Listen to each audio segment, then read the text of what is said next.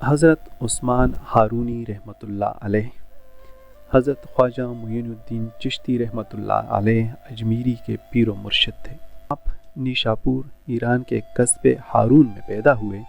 آپ کا گھرانہ عالموں کا گھرانہ تھا۔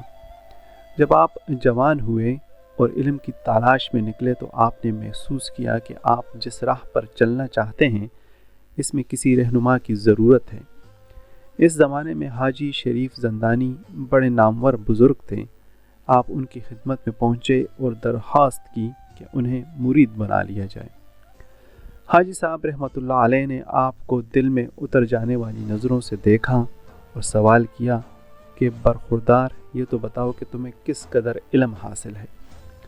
حضرت عثمان نے جواب دیا، میں یہ تو کچھ نہیں جانتا لیکن میرا عمل شاید آپ کے سوال کا جواب دے سکے۔ حاجی صاحب نے پوچھا وہ کس طرح؟ حضرت عثمان رحمۃ اللہ علیہ نے جواب دیا، میں 4 5 فاقوں کے بعد کئی تھوڑا سا کھانا کھا کر اپنے نفس کو تسکین دیتا ہوں، اس کے علاوہ نیند کو بھی میں نے اپنے قابو میں کر رکھا ہے۔ حاجی صاحب نے پگڑی اٹھا کر حضرت عثمان رحمۃ اللہ علیہ کے سر پر رکھ دی اور کہا، عثمان میں نہیں جانتا کہ تم کیا بنو گے، لیکن اب جب کہ تم نے اپنے سر پر درویشوں کی پگڑی رکھی ہے تو اس کی آبرو بھی رکھنا۔ حضرت عثمان رحمۃ اللہ علیہ نے پوچھا وہ کس طرح؟ حاجی صاحب رحمۃ اللہ علیہ نے جواب دیا، ہرس اور لالچ کو چھوڑنا ہوگا اور تحمل اور برداشت اختیار کرنا ہوگا۔ رات سونے کے لیے بنی ہے لیکن خدا کی عبادت میں بھی مشغول رہو۔ حضرت عثمان رحمۃ اللہ علیہ نے اپنے پیر و مرشد کی نصیحت گرہ میں باندھ لی اور اس قدر عبادت کی کہ بزرگان دین میں آپ کا رتبہ بلند ہو گیا۔ آپ نے مختلف شہروں اور ملکوں کا سفر کیا۔ ایک دفعہ سفر کے دوران میں آپ ایک ایسے گاؤں میں داخل ہوئے جہاں کے لوگ آگ کی پوجا کرتے تھے۔ شام قریب تھی، آپ عصر کی نماز کے لیے کھڑے ہو گئے۔ نماز کے بعد آپ نے ایک مرید کو بھیجا کہ سامنے کے گاؤں سے آگ لے آئے۔ مرید پہنچا تو آتش کدے کے پیر نے اسے جھڑکا اور بتایا کہ یہ آگ پاک ہے اور وہ اسے کسی قیمت پر بھی نہیں دے سکتا۔ مرید ناکام واپس آ گیا۔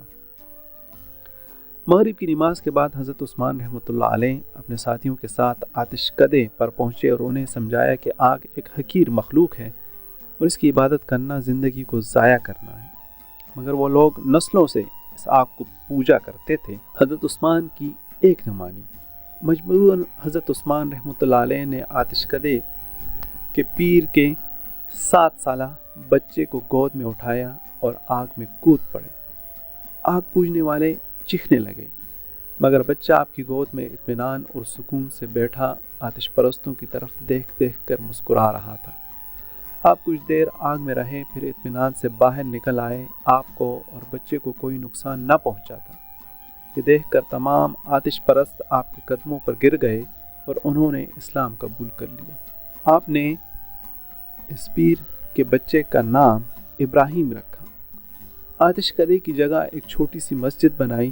جب آپ کو یقین ہو گیا کہ وہ لوگ اسلام کی روح کو سمجھ گئے ہیں تو پھر دوسری جگہ کا قصد فرمایا۔ آپ اپنے وطن ہارون میں مقیم تھے کہ ایک اجنبی آپ کی خدمت میں حاضر ہوا اور مرید بننے کی خواہش ظاہر کی۔ آپ ایک عرصے تک اس کی تعلیم و تربیت فرماتے رہے۔ بعد میں یہ اجنبی خواجہ معین الدین چشتی سلطان الہند خواجہ غریب نواز کے نام سے مشہور ہوا۔ آپ خواجہ معین الدین کے ساتھ مکہ معظمہ تشریف لے گئے اور خانہ کعبہ کا طواف کرتے ہوئے دعا کی، اے پروردگار میرے اس درویش کو قبول فرما۔ آپ کی دعا قبول ہوئی۔ اس کے بعد آپ مدینہ منورہ تشریف لے کر اور وہیں سے خواجہ غریب نواز کو ہندوستان جانے کا حکم دیا۔ آپ نے فرمایا، علم کی 2 قسمیں ہیں، ایک علم تو وہ جو خدا کے لیے حاصل کیا جائے، اور دوسرا وہ جو عوام کے طریقے پر حاصل کیا جائے۔ اسی طرح عمل کی بھی 2 قسمیں ہیں، ایک تو وہ عمل جو خاص اللہ کے لیے کیا جائے، دوسرا عمل وہ جو لوگوں کے لیے یعنی محض نمائش کے لیے کیا جائے۔ اس عمل کا کوئی اجر نہیں ملتا اور وہ بیکار ہوتا ہے۔ آپ نے مزید فرمایا، ایمان بھی 2 طرح کا ہوتا ہے، ایک ایمان تو یہ ہے کہ بندہ اپنی زبان سے اقرار کر لے لیکن دل میں شبہ رکھے، یہ منافقوں کا ایمان ہے۔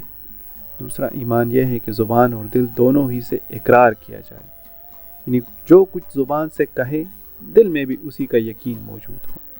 اور یہ دوسرا ایمان نیک لوگوں کا ایمان ہے۔